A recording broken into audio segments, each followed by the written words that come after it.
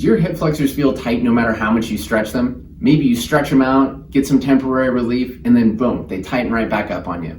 Well, if you've tried to stretch them out 499 times and you're about to try to stretch them out for the 500th time hoping for a different result, I don't think you're gonna get it. So let's try something different. Hi, I'm Dr. Connor Tobish with Whitefish Chiropractic, and in this video, I'm gonna be going over some exercises to activate and strengthen muscles on the opposite side of the joint to reduce tension in the hip flexors in the front, using a technique known as reciprocal inhibition, which basically means that if we're using muscles on one side of a joint, your brain has to reduce tension in the muscles on the opposite side to allow that movement to happen. So if you want to get rid of that nagging hip flexor tension for good, go ahead and stretch out your hip flexors again, then follow it up with these exercises that I'm about to go over, and I think you're gonna like the results. All right, guys, the first exercise we're gonna look at is gonna be a banded toe tap. So grab a resistance band and then just put it right above your ankles.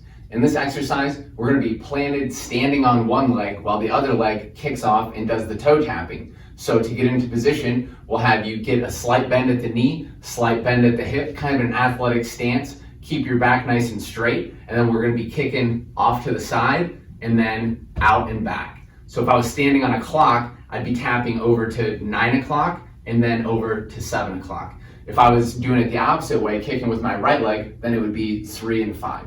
But that leg that you're standing on is gonna be doing the work, so we'll have you do 10 to 15 in each direction, and you should be feeling a pretty good burn in that glute that you're standing on. This next exercise is gonna be targeting the glute max. It's a banded hip thrust. So bring that band up from your ankles to around your knees. We're gonna have you lean on something to support your shoulders and back.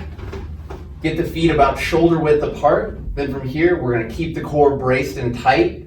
Let your hips fall. Then drive through your heels and squeeze your glutes. Push out into the band and then come back. Let the hips fall. Squeeze those glutes as you drive through your heels. Push out into the band. Shoot for 15 to 20 of those.